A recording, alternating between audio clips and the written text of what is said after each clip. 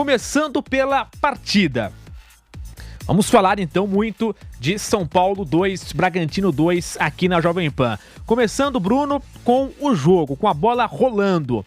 O resultado de 2-2 é justo ou algum dos times fez por merecer uma vitória? Claro, vale destacar, o São Paulo conseguiu uma virada importante, improvável. Vale destacar, imagino eu, o esforço do São Paulo, a insistência, né, por tentar essa virada, mas não foi suficiente, depois leva o empate.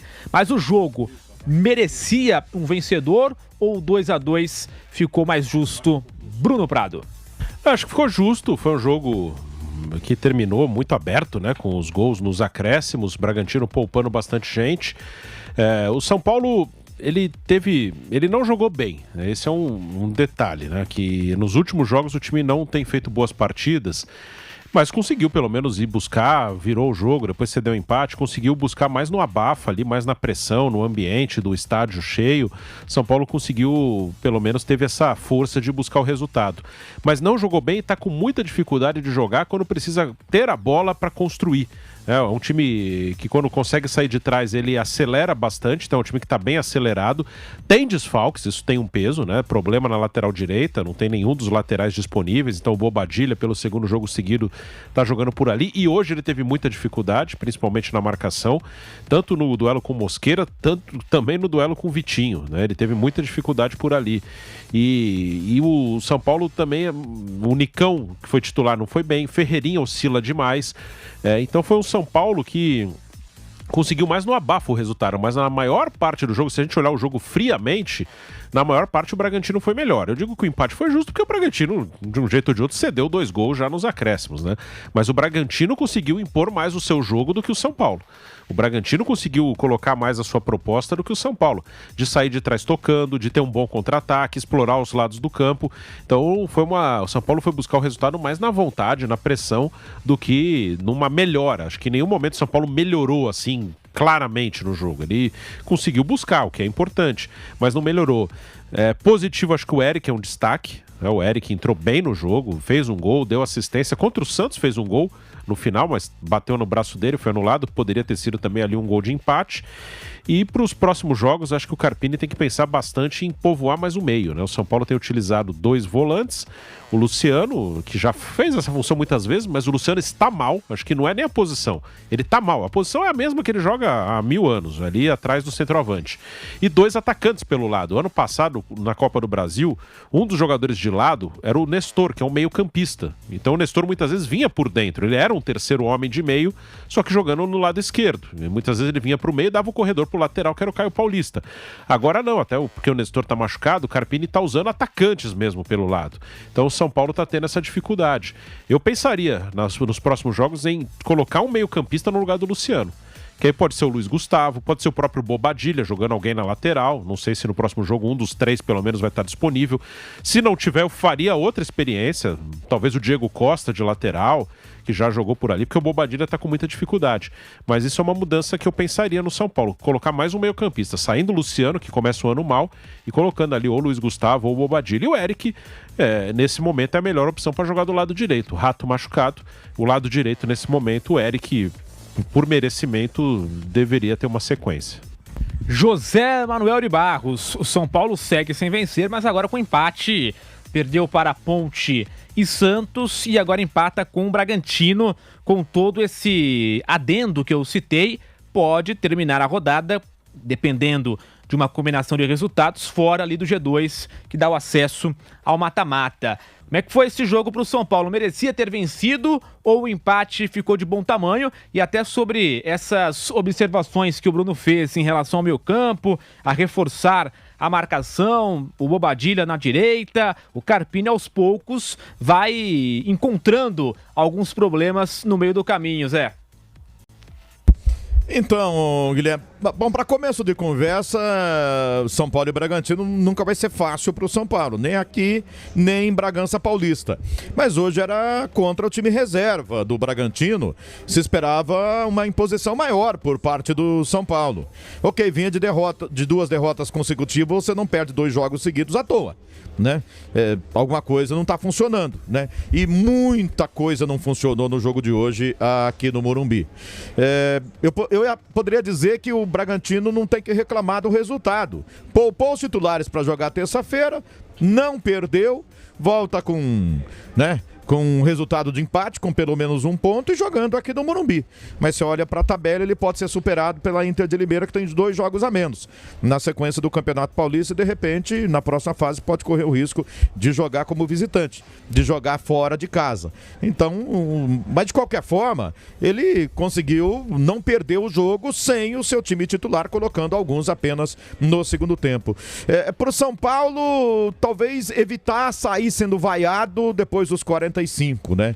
E a pressão que viria na sequência, principalmente para cima de um jovem treinador, Thiago Carpini, com peso de 3 derrotas consecutivas. Até pelos aplausos depois do segundo tempo, no final do jogo aqui, acho que demonstra um pouco que o torcedor vai seguir tendo paciência.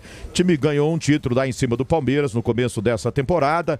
Enfim, o Campeonato Paulista está começando ainda, então vai ter um pouco de tempo.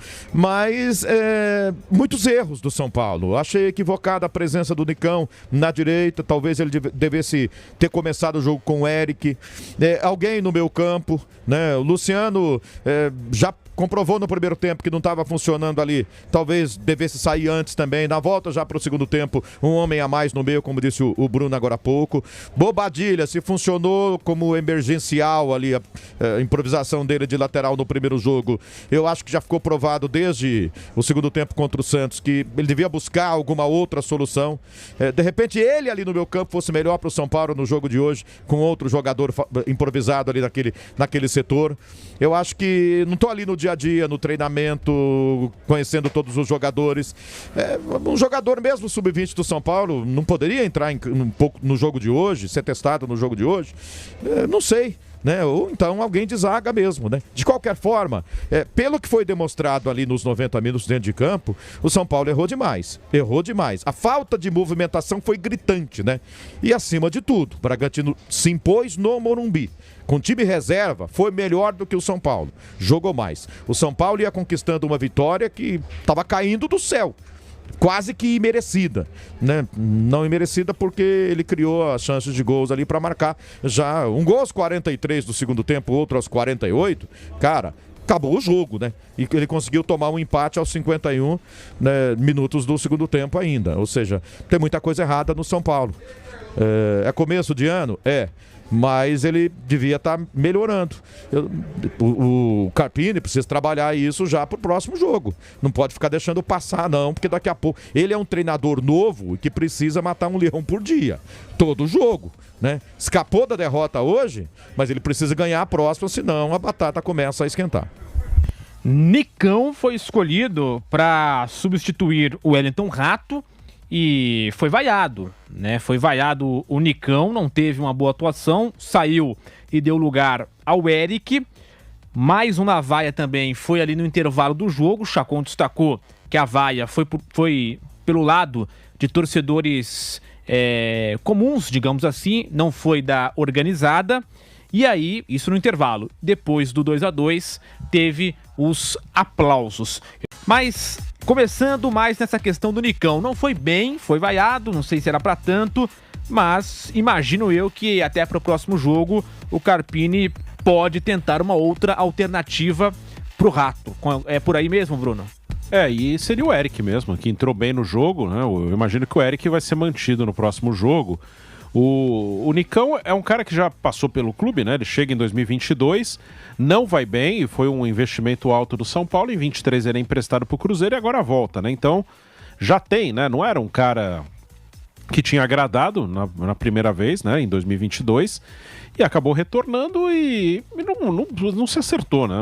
Ele teve a oportunidade de ser titular na Supercopa contra o Palmeiras, foi uma surpresa ele jogando pela esquerda, na vaga do Lucas, também não fez uma boa partida ali. Hoje, um pouco antes de ser substituído, ele teve uma grande oportunidade, que o Lucão fez uma ótima defesa, mas é um cara que eu acho que não vai sair muito disso, não. Vai ter um ou outro jogo que ele entra um pouco melhor. Eu lembro até em 2022 teve um gol que ele fez na Sul-Americana contra o Ceará, mas é um outro momento. Não acredito que ele vai ter uma grande sequência, né? Que é um jogador que tem contrato, tem um salário alto, então ele acabou reintegrado. Mas eu não duvido que se aparecer alguma coisa boa aqui para ele ou para o clube, que ele acabe saindo depois do Campeonato Paulista. Não acho que ele vá embalar ali numa sequência como titular do São Paulo, não. José Manuel de Barros, Nicão vaiado, algumas vaias no intervalo, depois os aplausos. O torcedor é impaciente e quando começa essa fase ruim, não costumam lembrar da fase boa. E o Nicão já começa a sofrer com isso, Zé. Fase boa no Atlético Paranaense, né? Nem antes nem depois, esquece. O Thiago Carpini resolveu dar mais uma oportunidade, né, pro Nicão, mas eu acho que já deu, minha opinião, assim, eu acho que não adianta insistir. Ele pode ser feliz no outro clube, no outro lugar, né? Não é jogador pro São Paulo. Você vê que o Wellington Rato faz falta para o São Paulo, tremendamente. Então, ele não está sequer ao nível do Wellington Rato. Então, não precisa. Se não for um jogador melhor do que o Wellington Rato, então não precisa para jogar nessa função aqui pela direita. Minha opinião. Eu acho que o São Paulo já pode liberar, se tiver alguém interessado para amanhã, já pode liberar. Tem o Eric aí. O Eric, quando entra, eu acho que rende muito mais. Então, na ausência do Wellington Rato, não vejo por que você escalar o Nicão. Escala o Eric ou qualquer outro jogador. Naquela função ali, eu ponho o Ferreirinha na direita, boto o Galopo, sei lá, alguém da base, enfim, Juan, qualquer um. Eu acho que eu não vejo futuro no São Paulo pro Nicão, não. Nem é bom para ele, nem é bom pro São Paulo.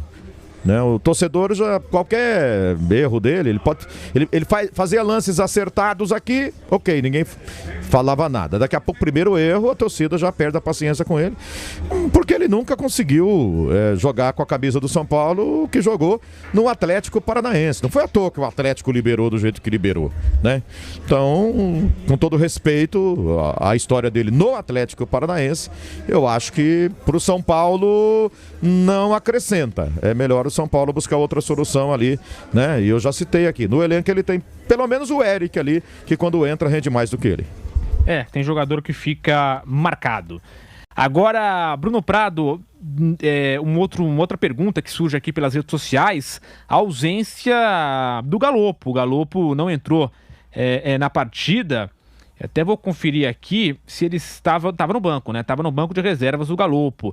E aí muita gente questionando se o Galopo não deveria ter mais oportunidades neste time do São Paulo e até mesmo hoje, né? Na circunstância da partida. Como é que você vê essa situação do Galopo que ficou no banco de reservas apenas? Ele teve oportunidades esse ano passado ele teve uma lesão grave de joelho, né? Perdeu todo o Brasileiro, esse ano ele até que jogou bastante, hoje não. Foi titular contra o Santos, quarta-feira, não jogou bem, então por isso perdeu espaço. Até poderia ter entrado, né? Não seria nenhum absurdo, é um cara que poderia ter entrado durante o jogo, mas não é absurdo ele não entrar, né? Acho que há sempre um exagero de pedir o cara que não participou, né? O cara que tava fora. É aquela história, o cara que tá no banco sempre é melhor do que quem tá jogando, né? Sim, e na quarta ele jogou, ele foi titular e não foi bem. E vai continuar jogando, nem é um elenco com tanta gente assim, então é um cara que pode jogar pelo lado esquerdo, principalmente, pode jogar atrás do centroavante, pode jogar como centroavante, então é um cara que vai ter as suas oportunidades. Hoje não entrou, mas não seria surpreendente nem se ele acabasse sendo titular no próximo jogo, dependendo das circunstâncias, dos desfalques, enfim. Então, nada demais, não tem nenhum absurdo ele não ter participado, é um cara que vai ter as oportunidades dele ao longo da temporada.